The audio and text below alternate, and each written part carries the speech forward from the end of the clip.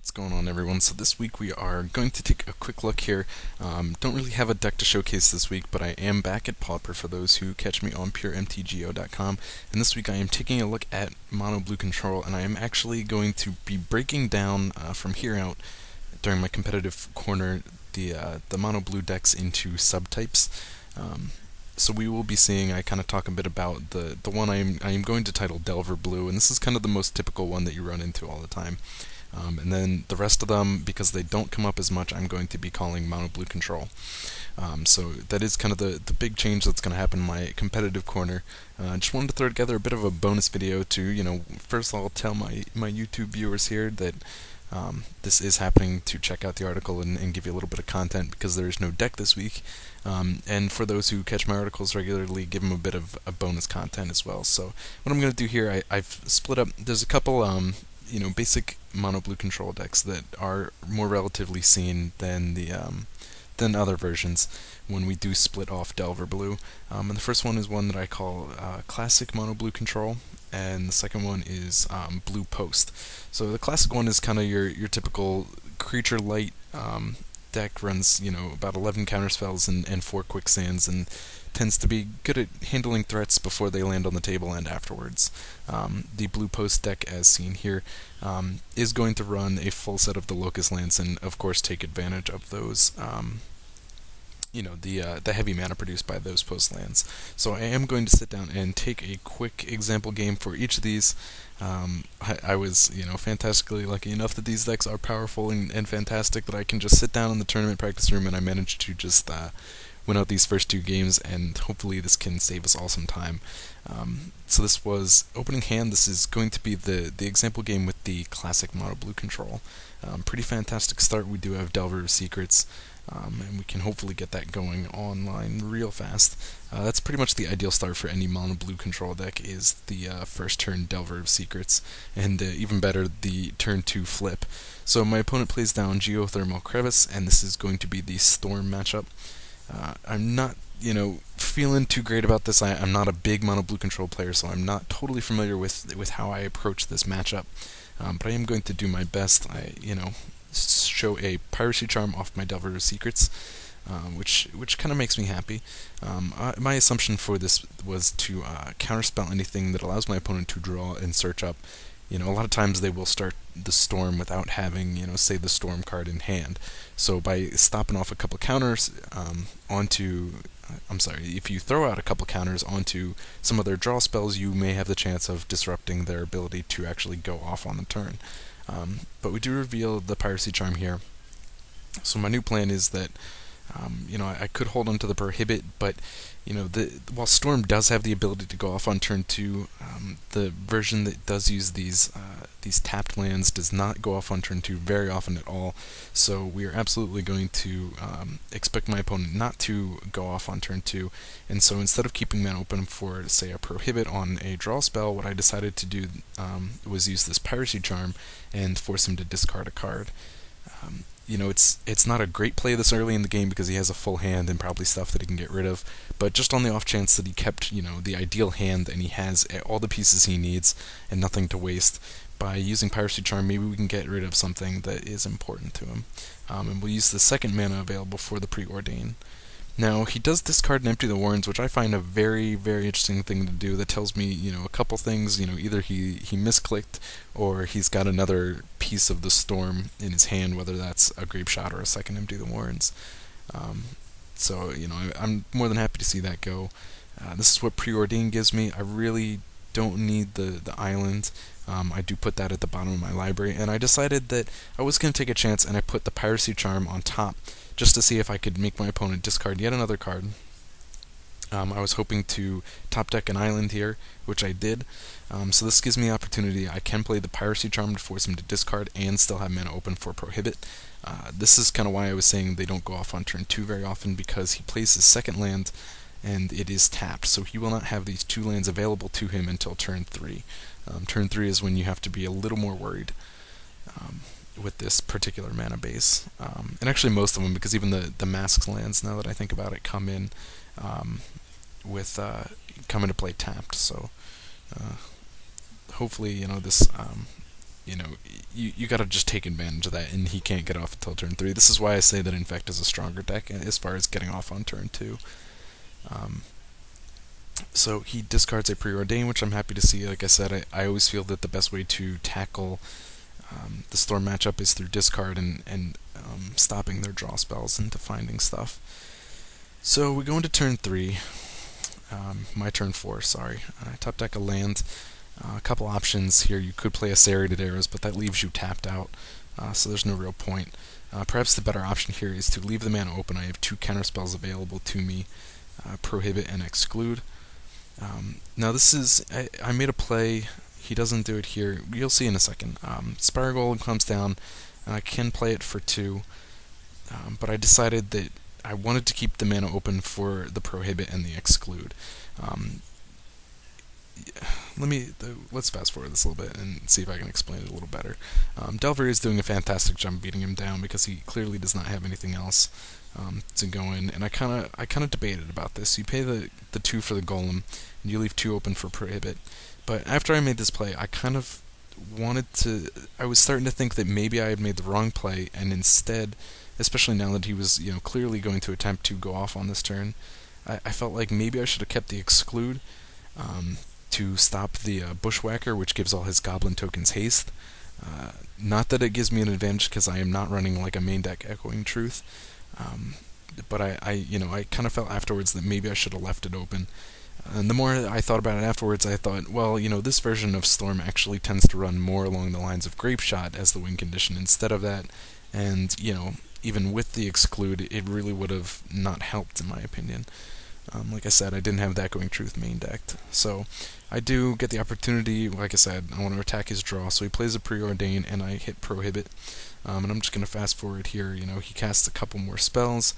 Clearly does not draw into what he needs or messed up his land base. Somehow he played the Lotus Petal on this turn, and he doesn't have any red. He's got 2 green and 2 black, so I don't think that was a mistake on his part. He obviously made a misplay and decides to concede. He wasn't dead on next turn, but because he messed up, he's without lands and whatnot, so that is game over for him. So game number 2, I sat down with the Blue Post deck. This is my variation. It's actually slightly different than the one I posted up in the article. But opening hand was great. We're sitting on no blue mana, but that's okay because we do have a real fast start when it comes to mana, having 3 posts in hand, and the Expedition map can fetch us an island when it actually comes down to it. So my opponent plays a Farce, and I immediately start thinking that it is Infect or it could be Stompy. There's a small chance that it is big mana green as well, which would suck because that would be a pretty good counter to this deck. You also see we got a little lucky, top decked into an island, so we don't really need to waste our Expedition map on it. So now he plays an Emissary, and it's clearly going to be some homemade deck, which I really don't want to put down because I've seen great things out of some homemade decks in the Rogue category, but I apologize for little pop-ups over here. It's my messenger. I should have turned that off. So Expedition map comes down. I play the second Cloud Post, and I'm going to be able to crack that on the next turn when I also play the Oracle. He hasn't really played anything that I'm fretting over that I really need to counterspell, but you have to remember, like I said, this is different than the one I posted. I am running Rune Snags here. So you have to remember that these you want to play early as possible because that first one is not very good. And we can't really play the counterspell either because we are a little short on blue, but we can, if need be, use the map to fetch it. But do actually draw into the second island. I played the first, and what I decided to do is I was going to play my Oracle first, see what was on top of the deck, and then from there, if I wanted to, further switch things up, I have the map. We get another island and counterspell. Island is not really necessary, so that is obviously going to go on the bottom. And now we are going to just pass the turn. During my opponent's turn, I'm going to use the map to search out a land, and I decided I wanted a land that I had in hand.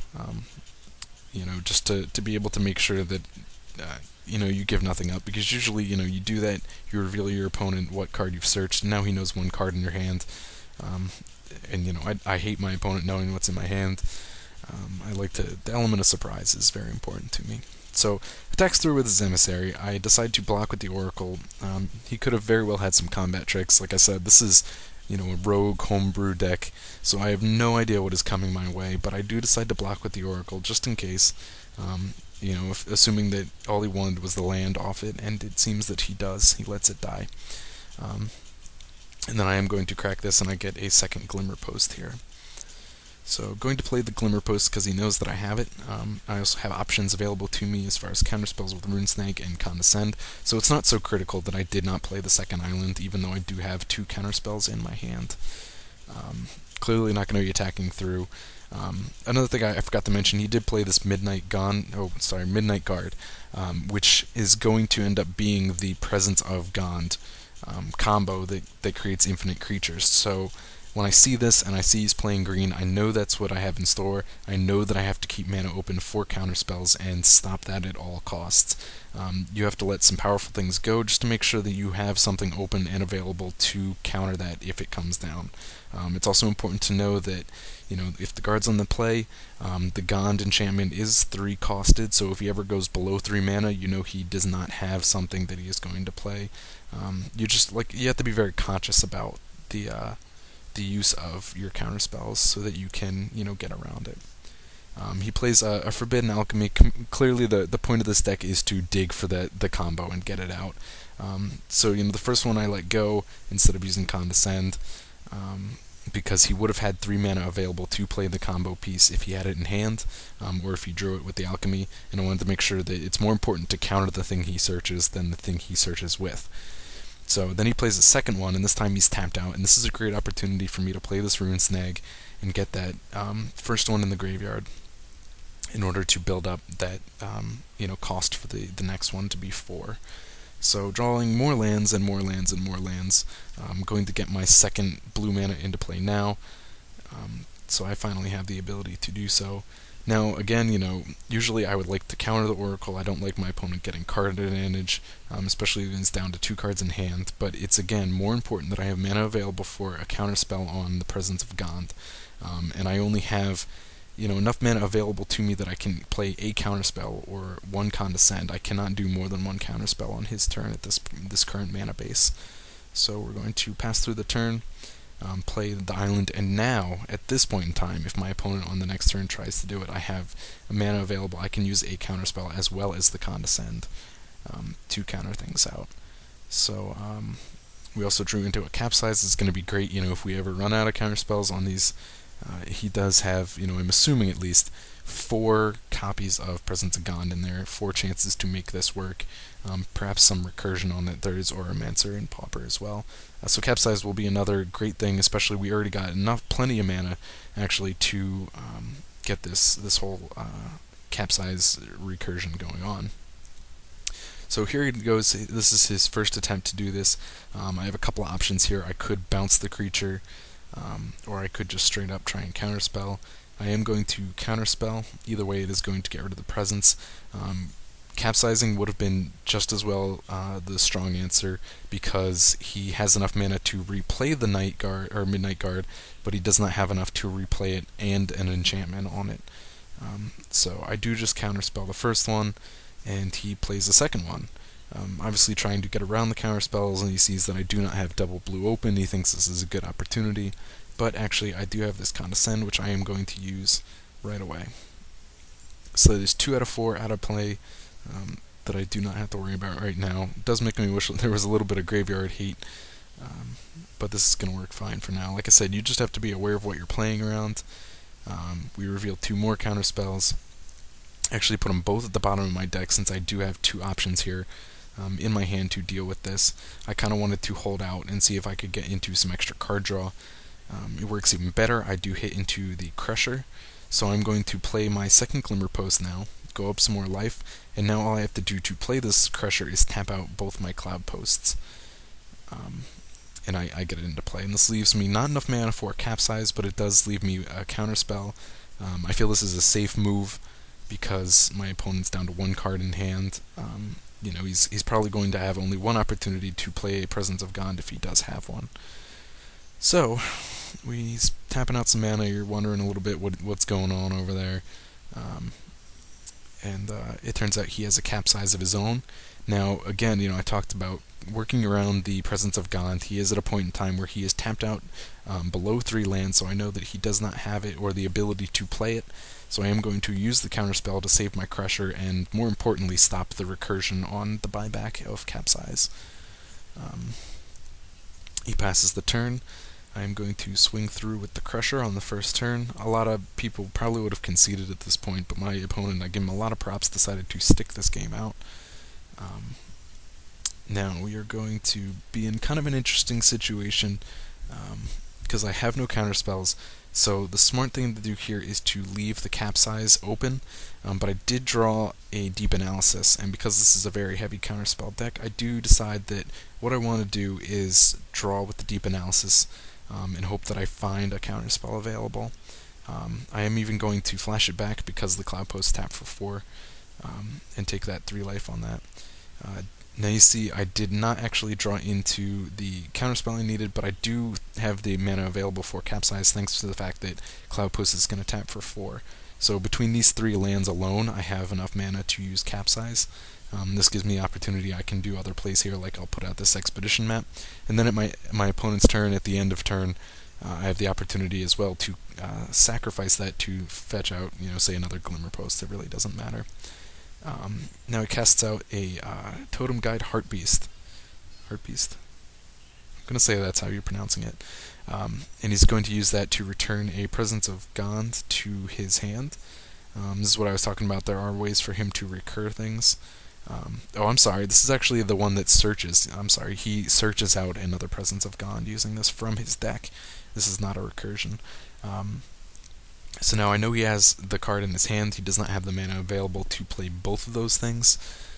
So I really have no needs to worry about it just yet on this turn. End of turn, I get another Glimmer Post. I might as well go up the life. I don't need really any more blue mana.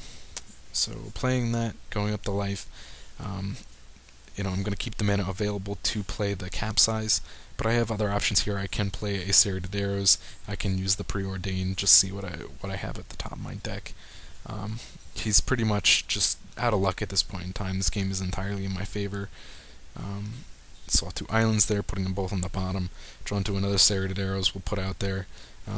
I can, over 3 turns use a Serrated Arrows to completely wipe out the Midnight Guard. But those 3 turns are going to be a really long time. So, it's basically going to come down to the fact that I have this Capsize. The only thing that's really going to save my opponent at this point in time would be the fact that he had a counterspell or something like that to stop my continued use of Capsize on his Midnight Guard. So that is the 3rd Presence of Gond in the graveyard, and my opponent does decide to just tap out at that point. The Crusher's going through, and even if he blocked, he's going down to 3 lands. It really was game over in my favor. Like I said, his only answer was if he had a counterspell to the Capsize, just some kind of answer to that. So, this was a pretty easy matchup. I guess I'll atone part of it to the fact that my opponent was not running really a tier 1 deck, but it still gives you a good idea at how this deck works. You get to see the interactions with the counterspells and how fast the mana ramps up, and how abusive that can be even in the mono blue version. So there you go, that is that. And again, check out my article, puremtgo.com this week, whenever it gets posted up. I do cover the last 2 weeks that I missed out on as far as the competitive corner, and and really just check it out. I really don't go into a lot of detail about how these decks work. This wasn't intended as a primer, mostly just to explain why I decided to split these finally after so much resistance. But it's definitely gives you a good idea. So go check it out. Check some of the other videos, and I'll catch you all later.